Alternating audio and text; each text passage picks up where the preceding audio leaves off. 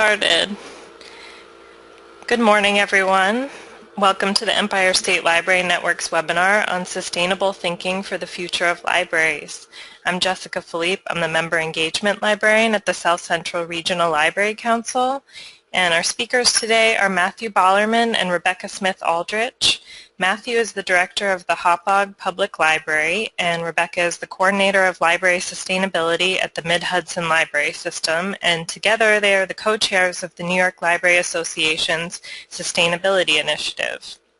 So if you have any questions during their presentation today, just type them into the chat box, and they will be answered at the end of the presentation. And we are going to 11:30 today. So welcome, Matt and Rebecca. Thank you, Jessica. We're pleased to be here today. Matt and I have been working on this particular topic for a few years now, and we really appreciate the opportunity to speak with more people from across the state, because what we're working on is a statewide issue.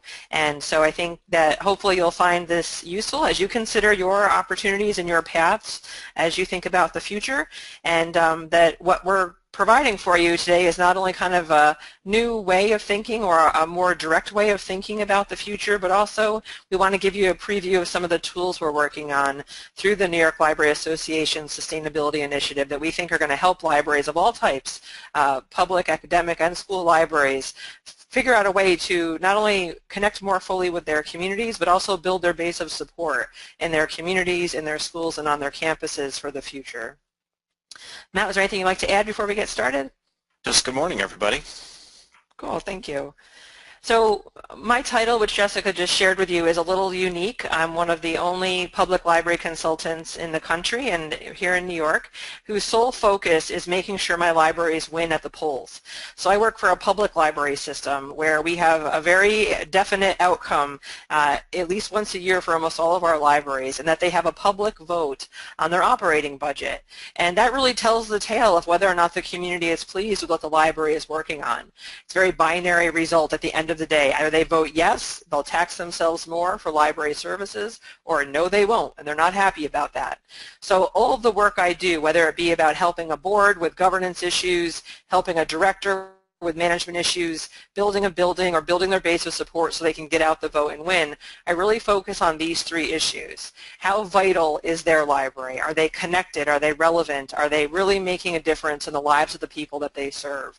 Are they visible? Do people know they're there and care that they're there? How visible are they in terms of being part of the community, not just an isolated entity that does their own thing over in the corner of the community?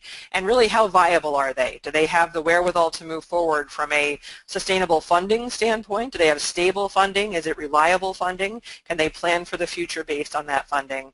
And are they actually governing their organization in a way that makes sense for the long haul? These three things really add up to success at the polls for our libraries. And over time, I would say the past 12 years that we've really focused on this intensely, we've seen the rate of success go up for our libraries. So part of what I do is try to look for patterns in success. And Matt has the really everyday hands-on practical experience to demonstrate these things work. When you're doing it right, your library is successful. So we've kind of combined forces along with about 25 other members of the New York Library Association community to really dissect and diagnose those things that we should be doing that really lead to success in building support in our communities and better fulfilling our missions as libraries. And that's what we're here to talk to you about today. Because part of my work is speaking with community members directly, whether they be library users or non-library users. We conduct focus groups to touch base with them and find out what their thinking is, what their perception of libraries are, and what their hopes are for the future of their community. And I've come to think of the state of libraries today using this image. And maybe you know this feeling when you're walking around and your sock is kind of sliding down in your shoe and you're kind of uncomfortable and you're thinking to yourself, that sucker's just going to keep on sliding. I'm going to have to stop eventually, aren't I? But before you stop, you're kind of yanking it up while you're still walking, hoping you can just get it back into position. But still, you know it's still sliding and you're going to have to stop and untie your shoe and pull that sock up, retie it, and keep walking. And I think that's where libraries are today.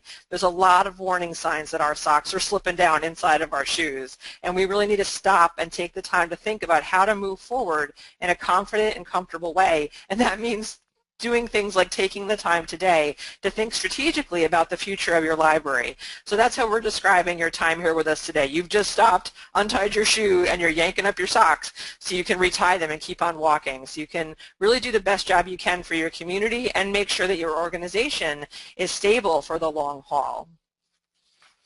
So the reason I say I think libraries are having their socks fall down in their shoes is not only some of the things that I'm hearing locally here in the Hudson Valley from Hudson Valley residents, opinion makers, and politicians, but also because of the national results that we're seeing come out in studies that are done by the Pew Research Center, which you may or may not be familiar with.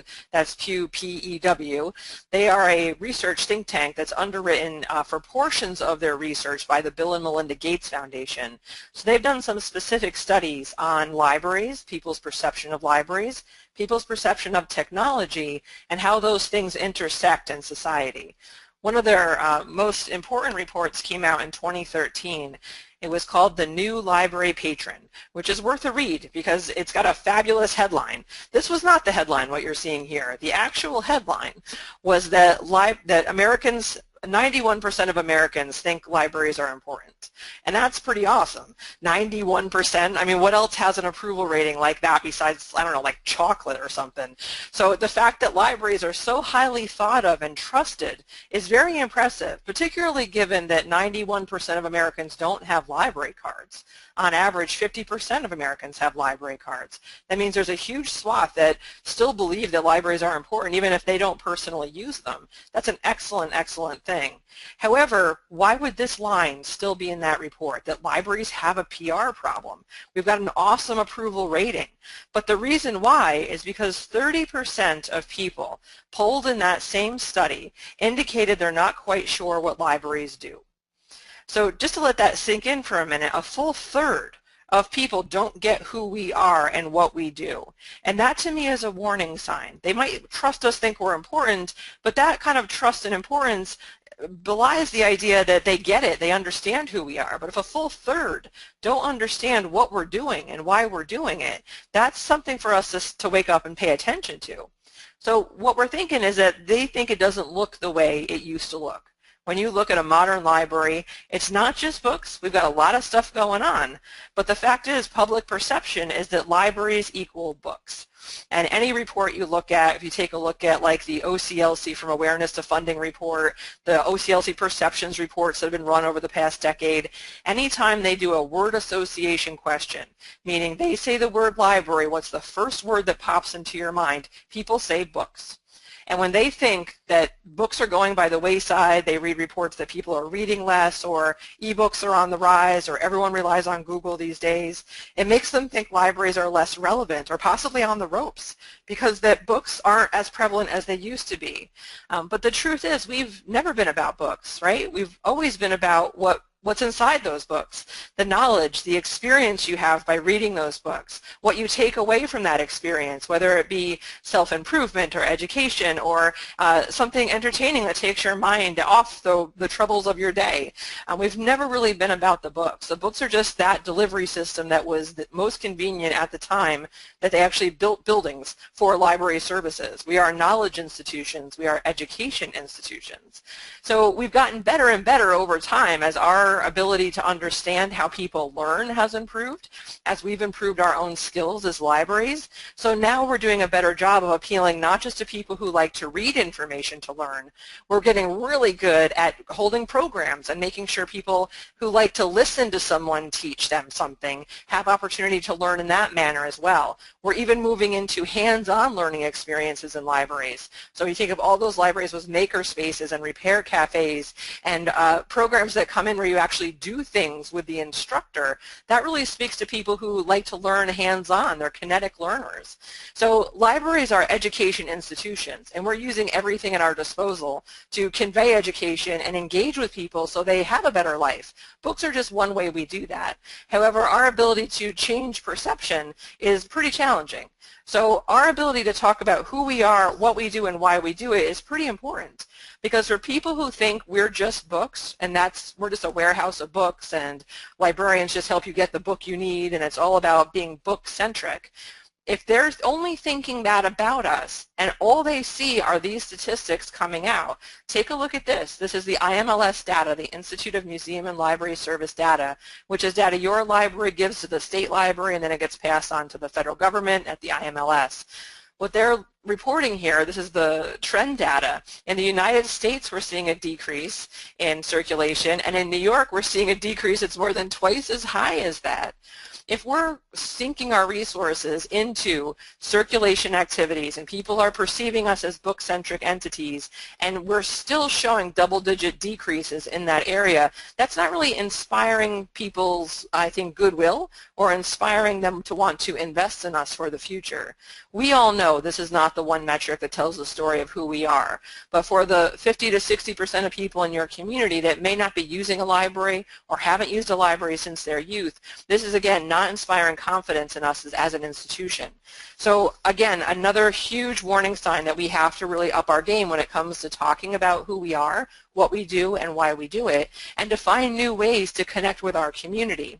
Because the most recent report that came out from Pew indicated it's not just circulation statistics that don't look so good, it's also our door count that doesn't look so good.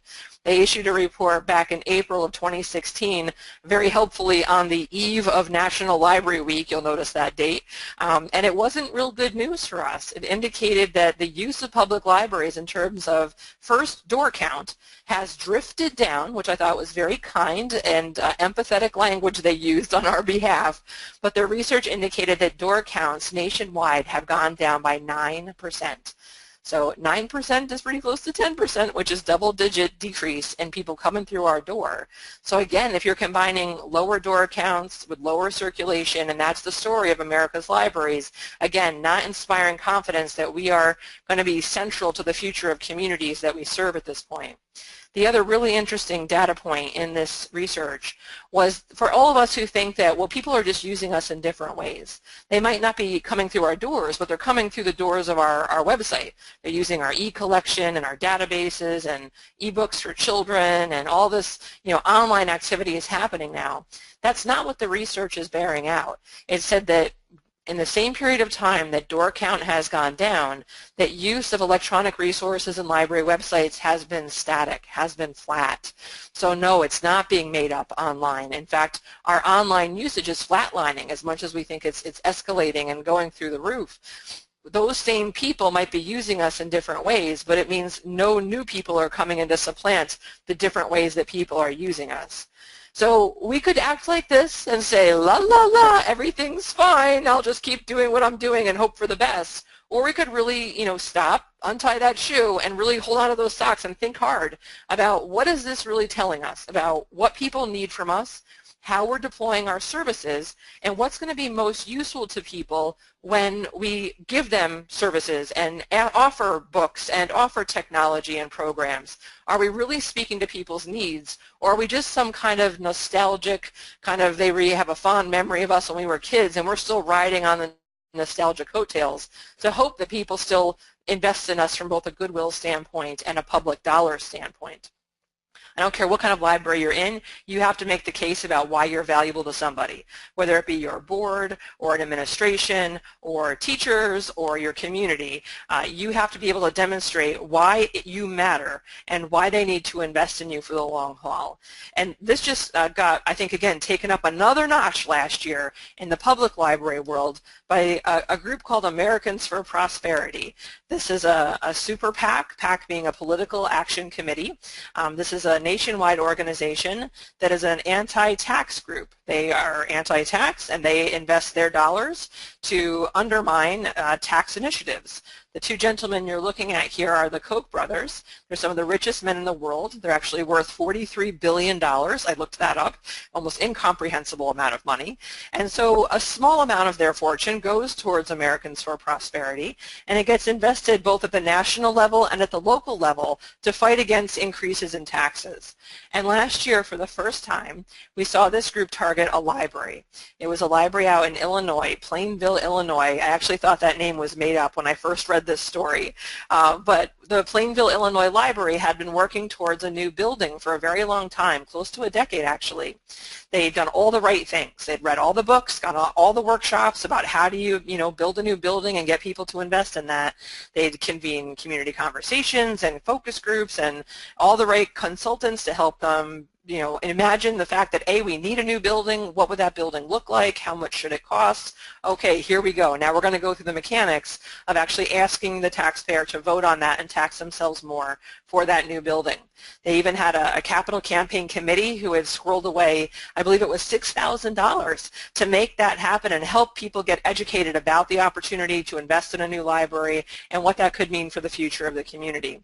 Now, 2 weeks before the vote actually happened to pass that referendum, Americans for Prosperity, the local chapter in that area, got wind of this and got rolling, and they implemented some tactics that we really haven't seen from an organized opposition before. What we saw were robocalls to everyone in the community with misinformation about the referendum, how much it would cost, and what the long-term impact would be on the community. They also very cleverly were creating what really looked like homegrown lawn signs that had language on them that confused voters. It actually made you think that if you voted no, you were helping the library.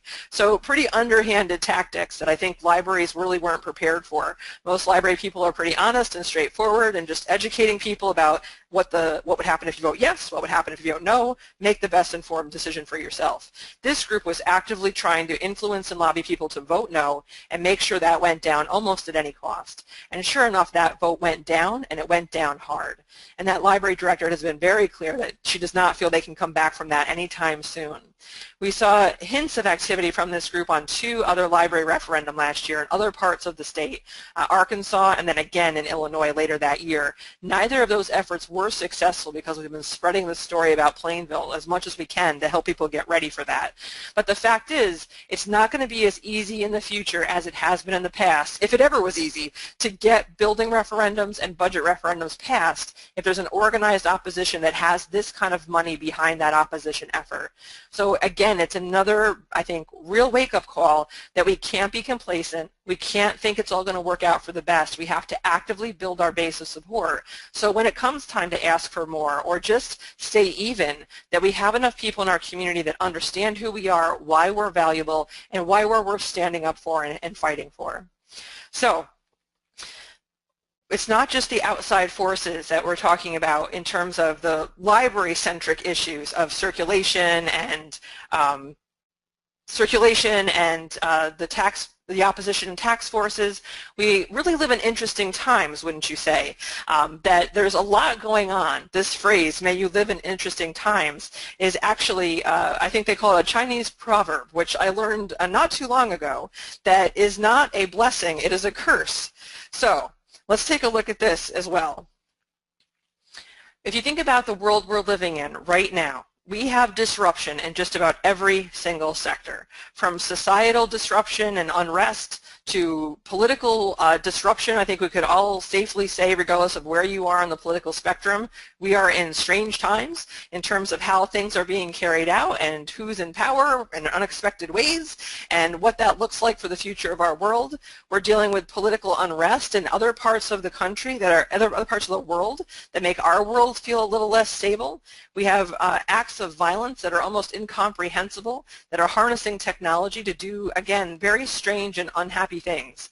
And we've also got environmental disruption. We've got weird weather out there, severe weather, that is really, I think, unpredictable and is very scary at times. For those of us that pay attention to the environment and what's been going on for the past few years, it is not looking like it did a few years ago. And again, it creates for a very unpredictable, unstable kind of world that make people kind of feel uncertain about the future in a very broad way.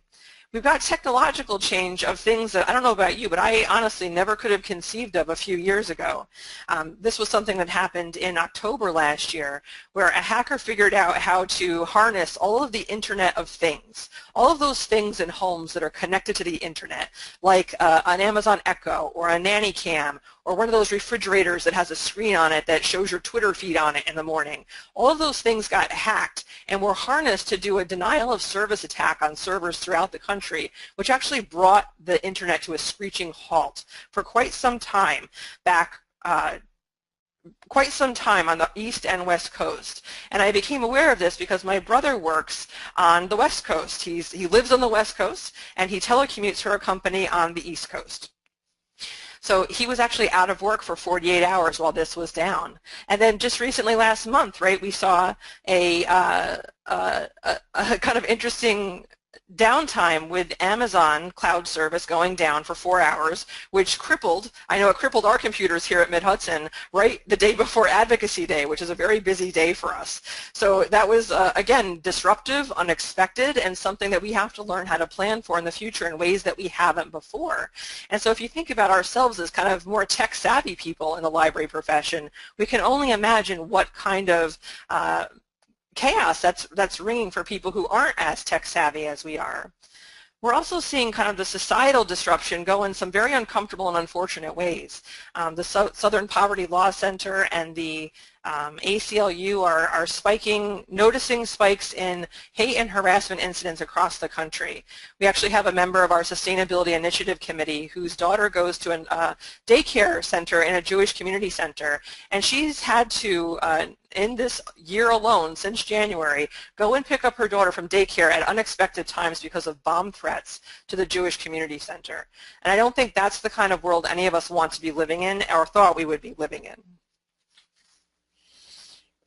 So that's a big change for us libraries who, especially public libraries, who have always thought that we've been working at the top of Maslow's hierarchy of needs, which is what this pyramid is trying to describe. You know, I think many of us go to work and think that we're helping people with their self-esteem and their self-actualization, that people are living to their highest potential, but often, as Rebecca pointed out, we're starting to find ourselves dealing farther and farther down at the larger part of this pyramid, where people's safety is feeling threatened, where people's psychological needs are feeling threatened, where you have people coming in the library often who are challenged by the needs of needing food or a place to sleep, or feel like their water supply is threatened. Especially, you know, recently out in California and stuff, there was a huge drought situation. We've had droughts here in Suffolk County on Long Island. People feel very much unstable at those points, so it's very hard for libraries to be thinking about the fun stuff at the top when many of our patrons are dealing with those issues at the bottom. Which leads to kind of the real climate situation that we find ourselves in. So this report that came out from the UN basically said that it's no longer a question of trying to save the Earth, but we're at a point where we're trying to survive the Earth as a species. That what we need to do is to think about ways that we can yes, we should stop our carbon and we should stop these other uses that we have, but essentially we have to learn how, as we're actually going to survive it. How are we going to survive increased water levels? How are we going to survive drought and food security issues? I happen to be a merit badge counselor for the Boy Scouts of America, and I do this merit badge called sustainability, and they talk about this concept of consumption in the view of how many Earths we have, and essentially if we were to keep on the consumption level that we have now, within 100 years we're going to need 2.5 Earths, which obviously we just can't go out and find another one of those. So we're over-consuming and we're using up our resources at an ever greater rate, and so we think that there's a chance for libraries to help lead to help change this. So we all kind of joke that libraries are life-changing, and maybe we don't joke about it, but the truth is, not only are we life-changing at the local level, we might actually be part of the ingredients that are going to be key to the survival of the Earth. And the reason we say that is because of a conference we went to a few years ago that made us think of this story. The guy you're looking at right here in the middle of this picture is Christian Zabriskie. He's one of the founders of Urban Librarians Unite. He was formerly a librarian in Queens and was there during Superstorm Sandy. And what you're seeing is him sitting in the middle of absolute chaos after Superstorm Sandy, where the Far Rockaways in Queens were really annihilated by that storm. People were without power, houses and neighborhoods had flooded, it was very cold after that storm, and the librarians of the neighborhood branches were some of the first people, boots on the ground, helping people figure out what to do next. Christian was actually there before the Red Cross truck pulled up in that neighborhood. He and his colleagues were helping to organize the food drive. They were helping to organize the coat drive because people didn't have warm enough clothing when they'd been displaced from their homes. He actually had helped organize this. The Red Cross got there. He looked around and said, these kids need some help too. And he sat right down and did story time right on the beach in the middle of all of this stuff going on. And if you look at those three little guys, I think that is part of the answer of how we think of ourselves moving forward. We might not be like fire and emergency in terms of being first responders in the face of crises, but we are absolutely what George Needham at OCLC calls first restorers.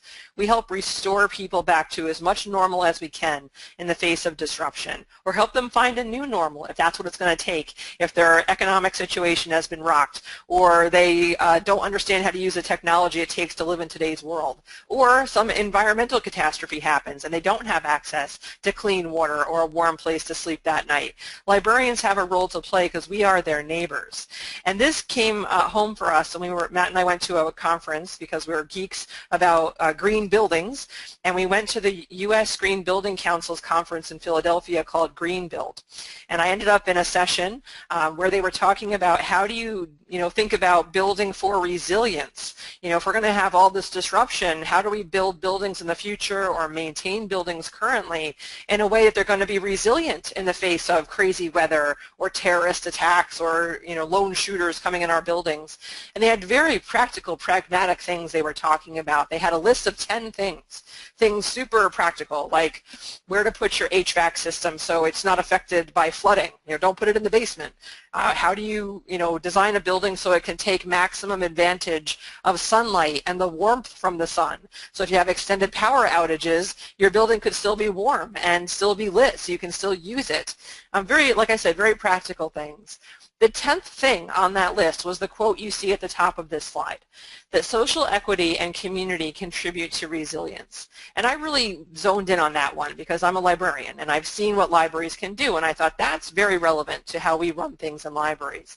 And so very interestingly, during this conference program, they had a really neat little mobile app where everyone in the ballroom, about 500 people, could vote on ranking these 10 things to have a more resilient community. And so I'm looking around my table, and I had met everyone at my table. I had an architect, a landscape designer, a construction manager, an engineer, and I'm thinking to myself, I'm probably like the only librarian in this room, and maybe I'm out there, but I'm going to go ahead and rank this one number 1. I thought this is really important. And lo and behold, the whole room ranked this one number 1. And the more we talked about it in the room, the more it became apparent the reason it got ranked number 1 was because of the level of unpredictability of disruption. By its very nature, it's very unpredictable. You don't know what's coming next. So the best way to prepare for that and be resilient is to actually have a closely knit community, people that know and respect each other, who can come together in times of crisis and figure things out. The human mind, the collective mind, is a very powerful thing. And so while you might not be able to prevent against every potential thing that could happen in life, because I think we all know from our own adult experiences, it's rarely the thing you actually prepared for that happens and gets you. It's the thing you never saw coming. So if you've got a great network in place and you can turn to your neighbors or help your neighbors or they can help you in those strange times, that makes for a healthier world all the way around. And that's just a really good way to think about how to live our lives in an everyday way. And libraries are perfectly positioned to address the future in this way. We are catalysts and conveners of the whole idea of community, bringing people together, sharing information, sharing knowledge. That's who we are. And we really have to own that role as we move forward. So we're really thinking through the NILA Sustainability Initiative that this is actually a very strategic position for libraries to own as we move forward. And when you think about the word strategy, we're really talking about how do we create a sustainable competitive advantage by deliberately choosing a different set of activities to deliver unique value. So 2 words there I think are very key. That you deliberately choose, you don't just like hope by osmosis it happens, which libraries are known for doing, that you're choosing to do something differently, and you're really honing in on what's unique about the library. Combining those two things is how not only will you be doing a better job when it comes to the mission of your library, but it also is going to inspire people to understand why the library is so important in their community, in their school, or on their campus. So we're really tasked at the NILA Sustainability Initiative to think about, if you're going to be strategic like that, how do you actually do that? What are the steps involved in actually making that happen and owning that role and becoming seen as a community leader? And we think it boils down to some very fundamental and simple things. So we wanted to share this with you, this concept that's called the Golden Circle. And this is from a book called Start With Why by Simon Sinek. He's a business consultant, and he became very well known after he did a TED Talk a few years ago.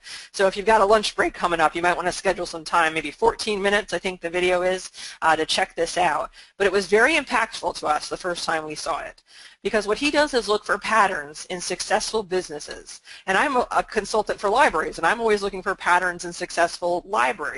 And so this really spoke to me, and when he explained this, that one of the patterns he's discovered he calls the Golden Circle. And these are businesses who are very well known, very well thought of, and he found something consistent about each of those, that they talk about what they do in a different way from their competitors. They start with why. They start with why they do what they do instead of starting with what they do. Now, I bet almost all of you have a library website that lists the services and stuff that you have to offer, but I bet you have much less space and time and energy devoted to explaining why you do those things. So a great example he gives is Apple. I bet some of you have an iPhone or an iPad or have a Mac, and he was really honed in on this company as being one of the best examples of this. That in the 1980s, when they rose to popularity, it was much thanks to how they spoke about themselves. They really launched their whole company with a big commercial. I think it actually might have even been a Super Bowl commercial that was kind of modeled on George Orwell's 1984. It was a large group, an audience looking at a screen, and they were kind of downtrodden and beaten down, and it's all very gray and murky tone of video there, and they're watching this screen, and it's a talking head spouting something at them, and all of a sudden this beautiful Amazon of a woman comes running down the center aisle with a sledgehammer and busts the screen. And this was telling the story of how Apple, as a technology company, was going to bust the status quo, that they were not like every other tech company out there. They really believed in doing something differently and doing it right. And that really spoke to the baby boomers who were coming into their own and had disposable income at the time. They really viewed themselves as busting the status quo and not, not being the man anymore, and like doing things in a new way and breaking the mold. And they really connected with that message from that company. The company then goes on to tell about how they're going to do that, that next ring in the circle. They're going to do that through simple, beautifully designed equipment. And what they do, then they list the specs of the computer. How big is the monitor? How fast is the processor in that computer? And so that order of operations and how they spoke about that, they just got people in the chest. People just connected passionately with that idea. They wanted to be different. They wanted to blaze a new trail and do something differently. And that's the kind of company they wanted to spend their money on. He has multiple business examples that he gives here. He also talked about social movements. He spoke about Dr. Martin Luther King and how Dr. King, when he gave his speech at the Washington Monument, he didn't say, I have a plan for the future of human rights and civil rights in America. He said, I have a dream. And when he spoke, people were woken up by what he had to say and passionately invested in his plan for how we were going to get there. He really spoke from a place of, I believe in this, and this is what we're going to do next. But first he had to hook people on his thoughts and his dreams for the future. And it resonated so much that he completely changed the face of our country for decades to come. So we need to start thinking about how we talk about libraries. That might be one of the most important things we do differently in the future. And luckily for us, the American Library Association has come together and created this list of core values. And this is the center of that golden circle for us. Why we do what we do. Why do we have story time? There's science behind that. It's not just story and a snack. We're really interested in education and lifelong learning. So when someone's asking you what's going on at the library or what does the library do today, instead of jumping to what you do, you need to start with why. why you do the things that you do, because these things on this list will not change no matter what disruption that you're faced with, whether it be technological, whether it be political pressure, whether it be crazy weather in the environment. These things don't change. This is what makes us unique. That's going back to the idea of being strategic. We are unique in that we are looking to level the playing field for everyone, regardless of who they are, so they have equal access to information and knowledge and education. We're respecting people's privacy so they don't feel like someone's looking over their shoulder when they want to learn something that might be out of the norm for them. We're really, if you think about it, we believe that a functioning democracy only works when the citizenry is actually informed enough to make decisions for themselves and on behalf of their neighbors. These are things that resonate in a very big way with not just people who use the library, but people who live in your community. When you think about how you talk about what your library does, we urge you to do some personal homework and get excellent at talking about at least one of the things on this list, because that could be the most powerful thing that you do as a library advocate as we move into the future. So that's our start with why, where we're going to start with things. Now we have to think about how we do things. How you carry out the services of the library need to speak, in our opinion, to these three things. Are you completely focused on empowering your patrons? Are you empowering them to do better, to go further, to help their family, to help their community, to help the world? How do you use your library as a platform to empower others to do good things? Are you engaged with your community or your service population? Do you truly take the time to stop and listen to what they're dealing with, what their hopes and dreams are for the future? And are you energized by what they want to do? Are you psyched when someone comes through your doors and they want to do something new today? When they ask you a question that means they're going to broaden their mind about something, or learn a new skill, or help somebody else do something cool? Because what we see time and time again is that libraries that take this approach, and we lovingly call it the 3 E's of delivering library service, what we see is that this gets reflected back to you. That when you're empowering people, engaged with them, and energized by what they're doing, they suddenly will turn around and be empowering the library to go further by volunteering to help out or give a donation or vote yes. They're engaged in listening to your needs. This is what it's going to take to keep delivering library service. They'll stop and listen to what you have to say, and they'll be energized by the potential and the power of the library in the community, on the campus, or in the school. So it's really a two-way street is how we do this work. So when we think about that golden circle, the whys are our core values, this is our how, and what we can tell you about what to do in the future, we can't really tell you what to do. What we do know is that it has to be intensely focused on your local. You have to love your local, you have to listen to your local, you have to respect your local. Thinking about not just your local people, but think about it in a couple of different buckets. You've got local business, local artists, local community members that want to try new things and make things better on behalf of everybody. This is the idea that you have to focus on the local, and this is where we think the work is. Your first piece of homework was figuring out how to talk about yourself and your library in that passionate way that really connects with people's hearts about what we do and why it matters to people. The next thing we have to do is build intense local loyalty to our libraries so people completely understand why we do what we do and how it's valuable to the community, the campus, or the school that we're serving. So part of what we're going to talk about today is how you connect with the local in a way that you might not be doing currently, in a way that helps you not only become more visible, but to get the information that you need to do the best job on behalf of them. So part of our construct here is surrounding this idea of sustainability. So we want to take a time to describe to you what we mean by the word sustainable. So sustainability, when we talked about my job description, where I am the coordinator for library sustainability, which is a really weird title, and you might think of the word sustainable as it applies to environmentalism, which is a personal passion of mine, but is only a small portion of what I do at the Mid-Hudson Library System. So when I think about my job is, maybe 10% of it is towards administering the State Aid for Public Library Construction Program, in which I get to engage with libraries and help them build buildings that are healthier and more energy efficient. But a larger part of my job is built towards the sustainability of an organization, the library itself. Does it have the capacity to endure or not?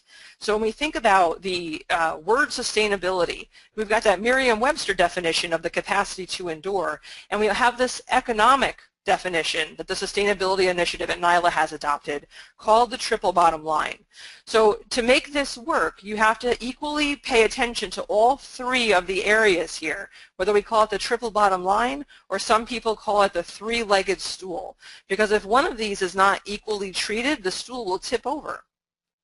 So Matt's going to take over here and explain what this really means.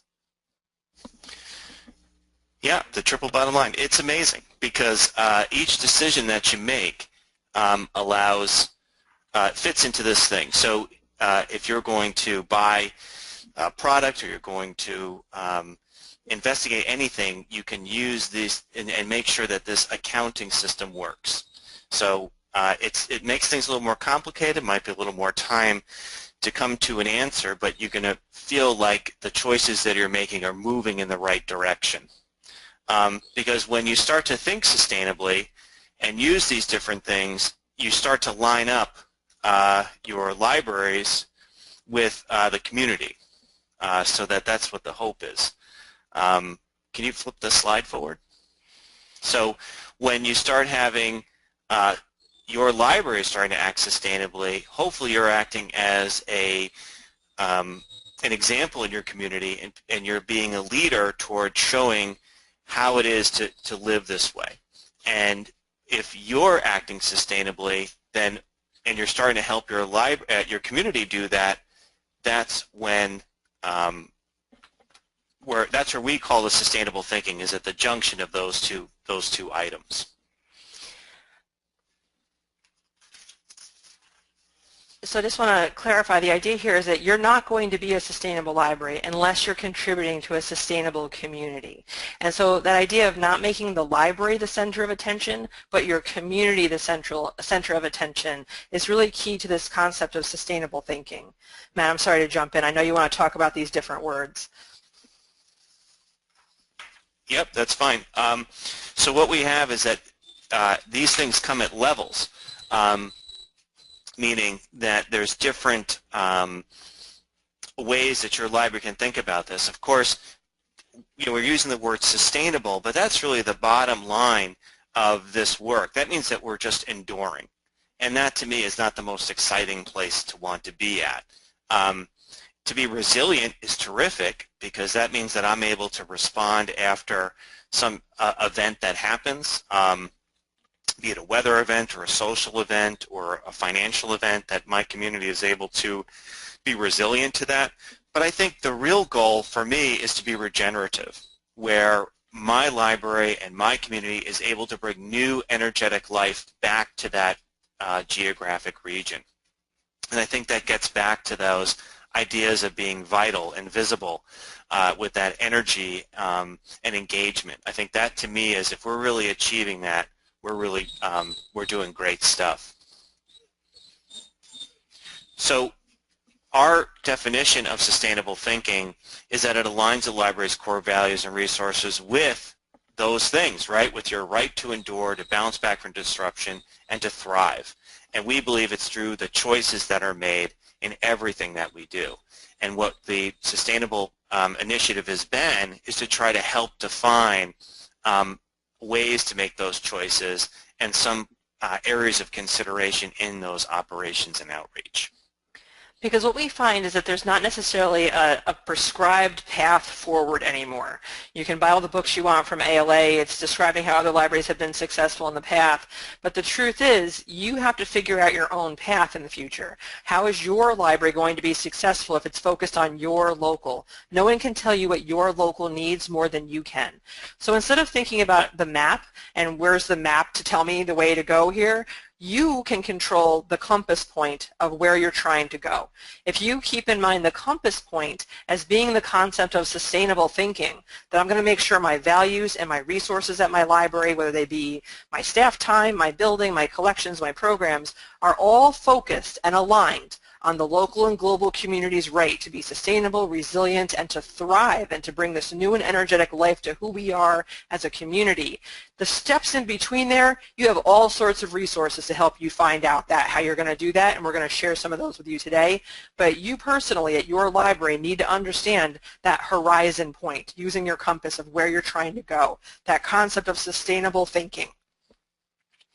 So to get this ball rolling, we tackled first the New York Library Association, and we said to them, doesn't this all make sense, that libraries are community leaders, we need to inspire people to invest in us, and we need to more obviously demonstrate how we play a role in really big issues, things as big as climate change and big things that are affecting our communities.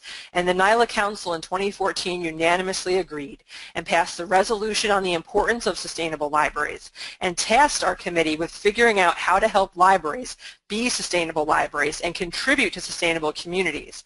And then very excitingly, the following year in 2015, the Council of the American Library Association, which is enormous and has worldwide impact, passed the same resolution, saying libraries have to be focused on this issue. They have to find ways to get at the table and be part of these bigger conversations and seen as a leader.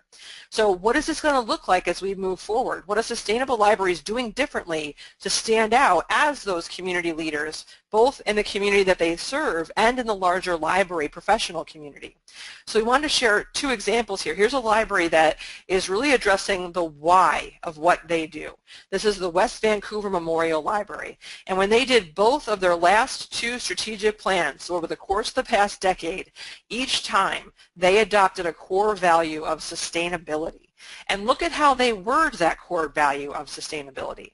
They're talking about managing resources responsibly to maintain financial, social, and environmental sustainability, there's that triple line, for the well-being of our community. Not for the library's sake, but because of the community, and demonstrating how the library is focused on the community, what's best for the community, and healthy outcomes for the library and the community. So that's their why statement. That's how they've chosen to surface that and bring it to life in their organization and keep it at that compass point that they're all trying to go towards during the life of their strategic plan. How you're going to carry that out might look a little differently from library to library, but again, keep in mind those 3 E's, the empowerment, the engagement, and the energy. If you're delivering services using that mentality, what does that give back to the library? This is an example of one of my libraries here in Mid-Hudson, the Pauling Library. They had a group of kids come to the library and ask if they could meet there because they wanted to do good work on behalf of the community. They didn't quite know what they wanted to do, but they just needed a place to kind of come together and talk about that. And would the library help them? The library immediately said, yes, please come meet at our library. You know, all the while thinking to themselves, you know, usually they have to beg teenagers to come to the library, but no, these kids came to them and want to be a part of using the library to make good things happen. So the library empowered them to do so. They engaged with them and listened to what they wanted to do, and they were energized by the energy of these kids who wanted to do good work. So the library shifted resources, staff time, and part of their programming budget to help these kids carry out good work in the community. This is the Do Something group at the Pauling Library. They get together and come up with ideas, and they do things like what you're looking at the picture of. They made blankets for homeless people. They've also done superhero kits for kids who live in a homeless shelter and a domestic violence shelter in their county. They've also made little commercials using the library's digital media lab to advertise pets that are available for adoption through the local shelter. So these kids feel good about what they're doing. They're making a difference in the community, and the library is the platform for them to do that good work. So this answers in the golden circle both the how and the what gets done through the library. Because if we remember, we can't tell you what that what is that your library is going to focus on. There's another awesome resource that we're surfacing for a lot of libraries in the state called Libraries Transform Communities from the American Library Association. There's a whole suite of resources and a really excellent training you can attend to help you know more about this and use these tools. But this particular tool really, I think, drives home the point we're trying to make. You know, in traditional focus groups that consultants do with communities on behalf of libraries, they're often asking the community, what should the library be doing? And the truth is the community doesn't know what the library should be doing. You are the library expert. What they are the expert in is living in the community and being part of a community or a family, hopefully both, and having hopes and dreams for the future. So by twisting the questions we're asking people, we can get much richer information. So by asking people, instead of what kind of library do you want to have, asking them what kind of community do you want to live in, asking them why is that important to you, so you understand their values and where they're coming from? How is that different from how you see things now, so you can understand the change that needs to happen to bring these desires to life? And what are some of the things that need to happen to create that kind of change? Are there people that should be working together that currently aren't? Are there mindset shifts that need to happen so people can have those conversations? From this type of information, your library can figure out and apply library science to figure out what should the library be working on, that outer ring of the golden circle. And that's where you get to the real local aspect of what you're doing. So people will really understand that when you invest time in something they identified as a community as being important, when you're telling the story of how the library helps, that intensely local example you're using resonates with far more people than just of those people who come in and use your library. So if you can't tell, we think right now you have a huge opportunity to either continue doing excellent work for your community, or if your community is not paying too much attention to you, to get more attention in your community, on your campus, or in your school, so that people understand the value of the library, are passionately invested in the success of your library because you're passionately invested in the success of your community, campus, or school. So we really see this coming out in two ways for libraries: the catalyst and convener roles that we play. Being a catalyst can be being an exemplar, doing the right things that should be done throughout the community. We have to hold ourselves accountable for that first. So meaning, are we, purchasing environmentally responsible office supplies? Are we making sure our HVAC systems are energy efficient? Is the air quality in our buildings healthy? Are we contributing in a way that makes sense to people in those respects? So we can codify that in policy and demonstrate in practice that these are the ways to do things that are better for all of us, and be that example that people need to look to model themselves after. The other huge role for libraries to play is to be that of a convener, to convene conversations or actions that help make things better for everybody. We have space, we have time, we have talent, we have resources that can inform conversations that really draw on the collective mind and the power of that to make things better for all of us. And owning those roles as catalyst and convener and being confident about those roles is very important. To put yourself into a situation, insert yourself into a conversation, and say the library can help with that. Come on in, let's figure this out together. This is an important thing for us to own if we're going to be seen as a community leader in a bigger way than we currently are, if we are at all seen as a community leader. So we know what we've done today might have felt like a fire hose. We threw a lot at you. We threw very big things at you. I think that planet Earth, it doesn't get much bigger than that. So we know you might be feeling like a slightly overwhelmed. These are very big things we're talking about. We're talking about possibly redoing your mission statement and how you carry out services and how you talk about the library, and God forbid maybe even change your logo and your slogan. These are big, big things that we're asking you to think about and potentially change. So we know we have to break that down into more concrete, here's how you do it steps. So Matt's going to walk us through some of the work the Sustainability Initiative has been doing to make this all actually feasible and doable for libraries of all types. Yeah, so when we started getting around this issue is we had a few get-togethers with 25 people who really did not know what they were getting themselves into, but we just started talking about, well, how do we achieve what the resolution that NYLA passed and that, eventually the American Library Association passed. And, it broke up into some groups, and we started doing that work. And really one of the first things was, well, what if someone doesn't really know or has invested a lot of thought into this topic? So this concept of a roadmap was developed. And we were lucky enough at this past New York Library Association annual conference in Saratoga Springs in 2016 to release our roadmap to sustainability. It was given out to everyone who came to the conference. We have print copies that are available, and also it's available as a downloadable PDF. But inside it are definitions of a lot of the things that you've heard about on this this webinar today, some examples of people who have done some things, ways to kind of get you to think about this issue, and some checklists to help you work through and again, think about your institution and also think about where you are personally in relation to this issue.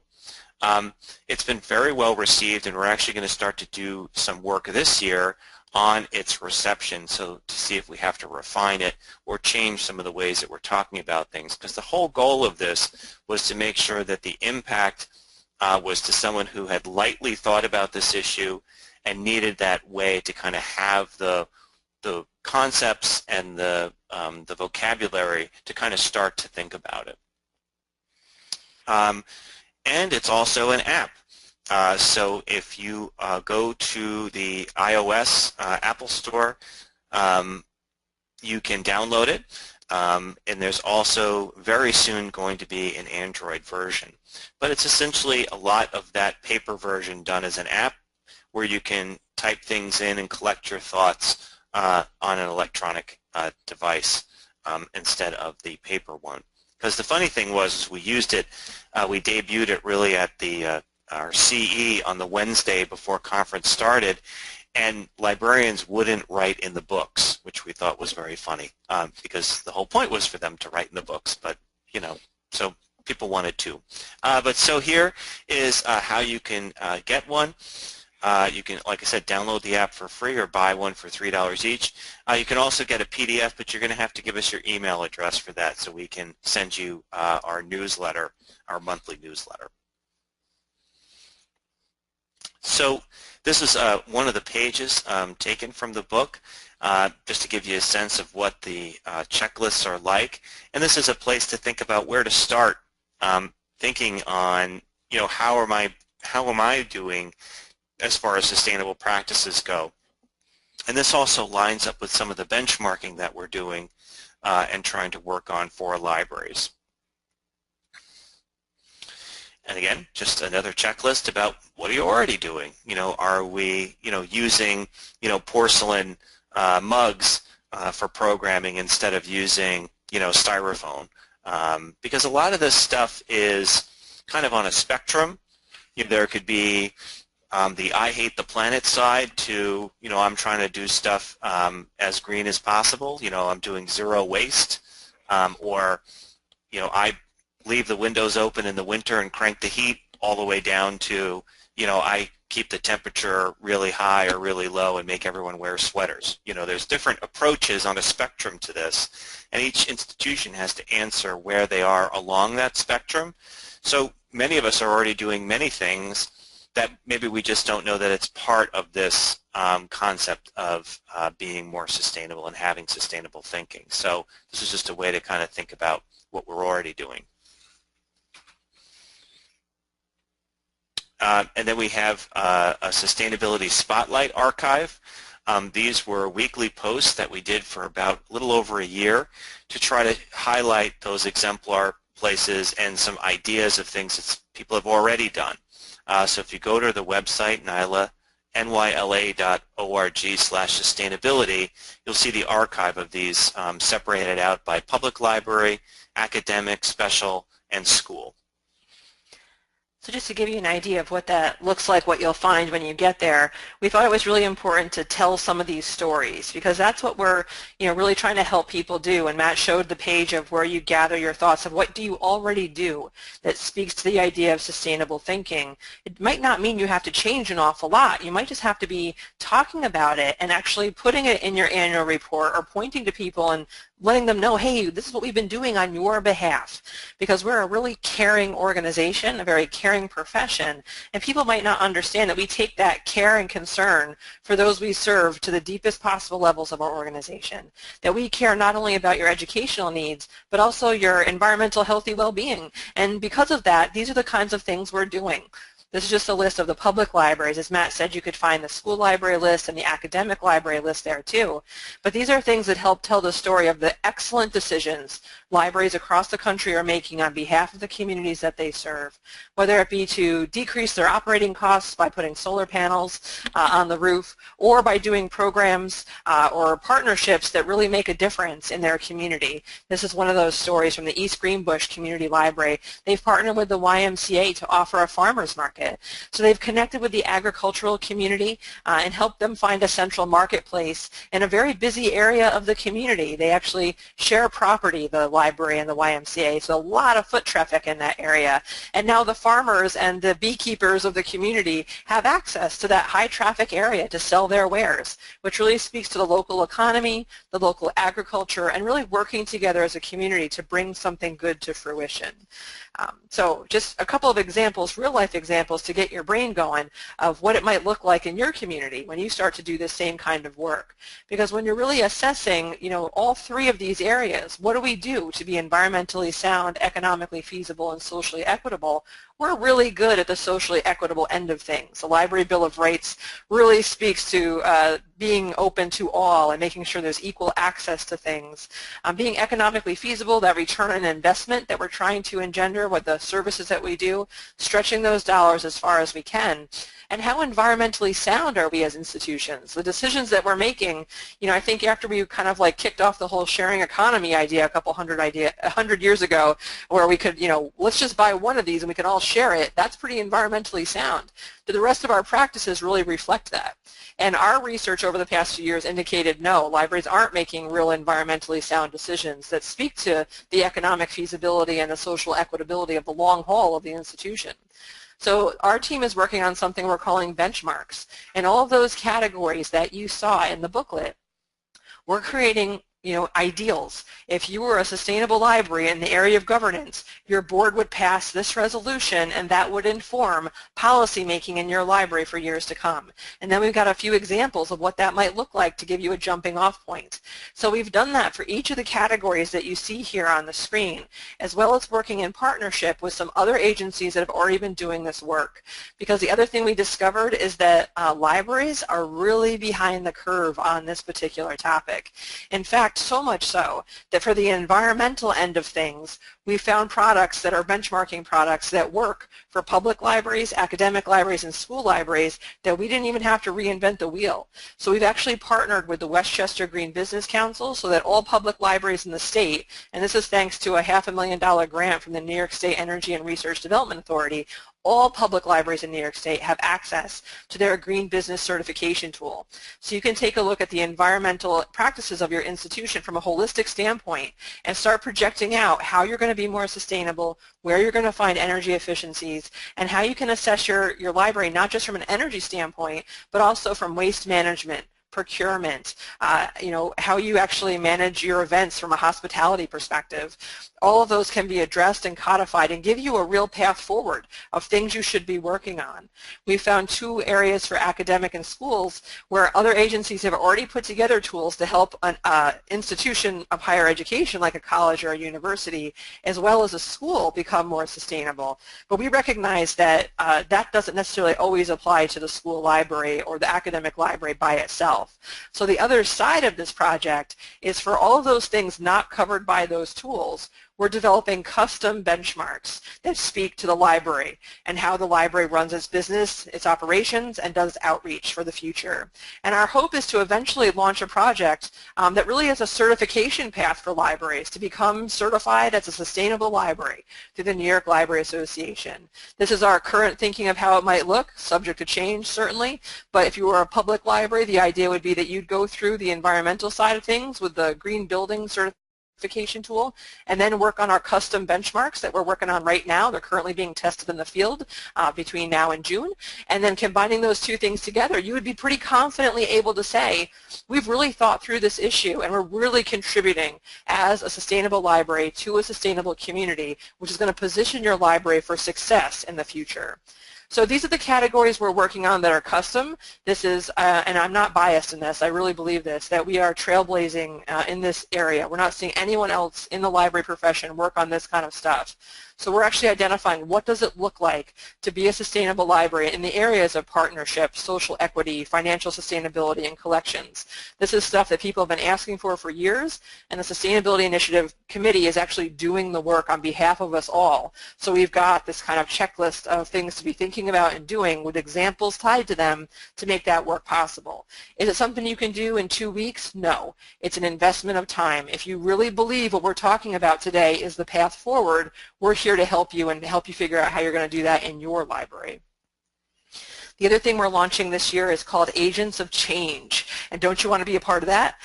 So this is a leadership development program that helps library leaders learn how to work better with community partners, to identify issues that their community is grappling with and figure out how to work together with the community, so the library is co-leading with community partners to address those issues. So we're piloting that program. You'll see an announcement about that next month. They'll be rolling out over the summer with their first get-together at the NYLA conference in Saratoga this November. So you can learn more by going to our website, which is nyla.org/sustainability. There you can read our background information. You can check out the downloads for our apps, get copies of the roadmap, and see all the different work that's out there. It's really right now the best resource that we have to explain what we're up to. So what do you think, Rebecca? Well, I think this is, I think so. I think if we're going to talk about issues as big as climate change and social unrest and political challenges in our world today, libraries have to be really bold and own their role as a community leader as we move forward. So I think this committee is really working hard to make sure we're providing resources that may help make you as a library leader feel confident and comfortable moving forward in that role, and that you're coming from a place of integrity and genuineness with the work that you're doing both in your library and through outreach with your services. So we just really want to encourage you to be bold in the future, that this is something that's big and we know it, but if we don't tackle things with this kind of mindset, we will go by the wayside, of the way we were talking about yellow cabs and Kodak film. We don't want to just be something that people nostalgically are fond of. We want to be active participants in making the world a better place so that people understand the value of libraries, and that's really up to each of us to take that role on and make it work. So we've reached the end of our formal presentation. As you can tell, Matt and I are pretty into this topic. We'd love to connect with you at any point. We're happy to take questions now. Here's how you can connect with us after the event. But before Jessica rolls on with the questions, we just wanted to take a moment to say thank you so much for your time this morning, that you took the time to listen to what we had to say and hear what some of your colleagues from around the state are working on means an awful lot. I think it means there's really hope in the future for libraries. So thank you for being a part of that. Thank you. So we'll give people a few minutes to type in questions. I don't see any up yet. I did see earlier in the presentation, Sally, you had your hand raised, so if you do have a question, feel free to raise it again or type your question into the chat box.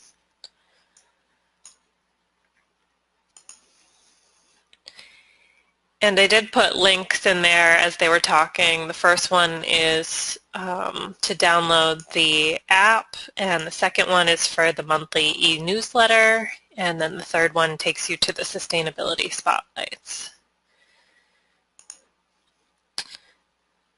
Okay, Marissa has her hand raised. So Marissa, do you have a question?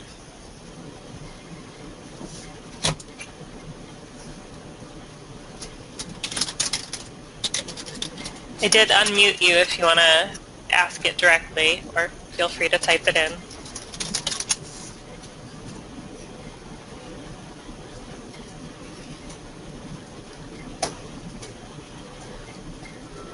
So we have a question from Jennifer. Any suggestions for getting staff buy-in? Yes, I definitely have suggestions for that. Now, I don't know if you do. Since you actually have a staff, you might be better at talking about this.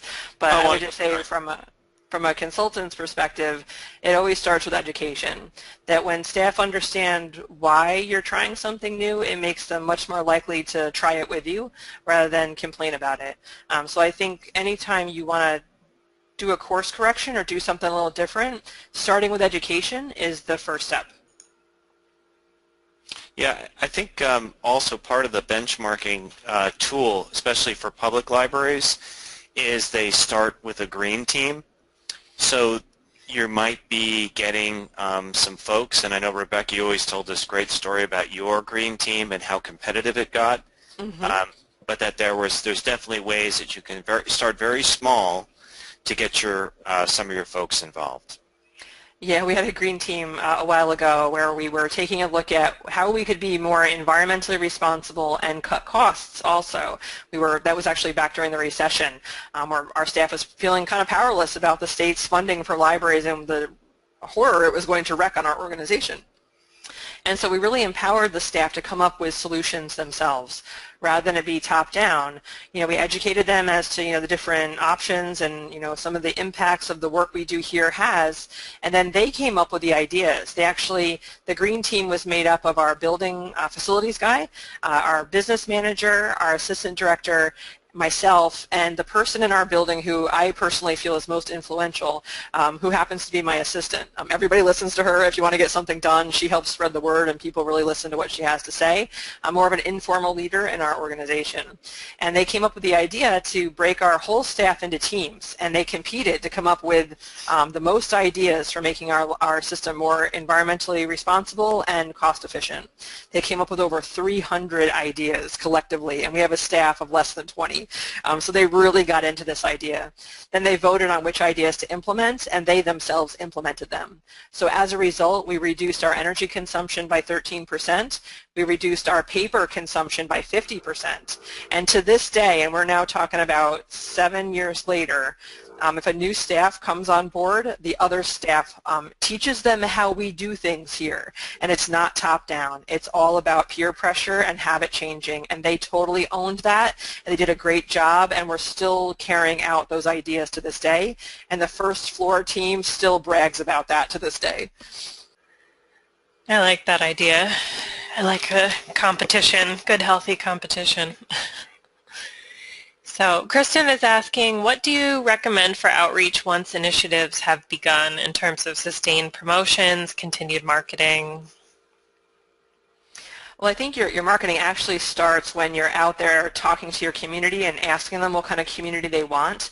While that's definitely an information gathering exercise and activity, you're also marketing the library at the same time, demonstrating that you're an open and accountable and transparent organization. So hopefully you've started that effort there, and people are going to be way more attuned to anything you do next. When you try to get that word out, you've got much more chance of that actually sticking with people because they're paying attention now to the library. So I'd say if you skip that step and just start to try to talk about yourself differently, you're still talking to the same audience you've always been talking to. And the idea here is that you need to broaden the audience that's paying attention to the library and the value it brings. So I'd say all the usual techniques of social media engagement and getting at least one mailing a year out to everybody that you serve, those things all still work, but they're going to work a heck of a lot better if you've taken the time to do the legwork to speak to your community first about what's important to them. Yeah, I would say that, the exercise that was mentioned in the presentation is that 4-question from the Libraries Transform campaign about, talking to the community. That's called the Ask exercise. And right now at Hauppauge, we're involved with doing the community conversations, which is a longer, in-depth conversation with people. And the response has been, first off, well, why is the library doing this? Which we have an answer for. It's part of our mission to try to help improve people's lives. But then afterwards, they are so thrilled that you're talking to them about their community, that they've now positioned that the library is this great, the convener, right? That's really exactly what we're doing, and maybe even a catalyst by gathering this knowledge from all these different participants who then hopefully we make a positive change in the community. And it's all because the library cared enough to spend some time to ask those questions to try to improve things for everybody. And so we're really excited by going through that Libraries Transform Communities project. It's been really, really positive for us, and we're just at the very beginning of it. We saw a similar thing happen for one of our libraries here in Mid-Hudson. This was before the Libraries Transform Communities resources really took off. They were just doing some information gathering so they could inform the design of a renovated area of their building. And they invited really key people from the community to contribute to that conversation, like the chief of police and the mayor of the city and mayors and the heads of all the neighborhood associations in their city. And those individuals who were invited were so pleased to be invited and give their input that they became spokespeople for the project later on down the road. And it's so interesting, you know, when I first got started in libraries, one of the projects I worked on was helping libraries do fundraising. And a fundraising consultant, one of the best pieces of advice she ever gave me was, when you're fundraising, you don't first ask for money. You first ask for advice. And it's interesting how this new model of doing things, you know, for the library's long haul, it really boils down to the same thing. Before you ask for money, whether it be a donation or people's time or a yes vote on your budget vote, you need to ask their advice on what you should be doing. So those things align. When they go to make that decision, they understand why you're spending money on that and how that benefits the community. It's the same order of operations. Yeah, and it just cycles back to the slide that says 30% of people don't know what we're up to, because they might like you, but they might not like you enough to increase their taxes. The other thing we find is that although people say they know what you do, they don't really know what you do. They know what they use at your library, but just like, you know, if you think about your bank, could you list every single service your bank offers? No, you can probably only list those that you use. So I think that number of 30% of people who don't know what we do is actually much greater even today than we think it is. And we have one more question from Sally. She says, you may have answered, but will these slides be available, the audio available, and could parts of these slides be used for presentations to trustees, etc.? So I can answer one part of that question. The audio, the webinar recording will be made available to everybody who signed up for this webinar. And yeah, I would say it's for educational purposes, particularly with library trustees. We love that idea. A big part of this was actually presented through the New York State Library for their trustee webinar series. So there's a custom version for trustees on the New York State Library website. Oh, great. Well, if there are no other questions, I'd like to thank you, Matt and Rebecca, and thank everybody for joining us. And I want to mention there's still time to register for this Wednesday's ESLN webinar on Canva and graphic design for librarians. That's from 2 to 3 p.m. this Wednesday. So thanks, everyone.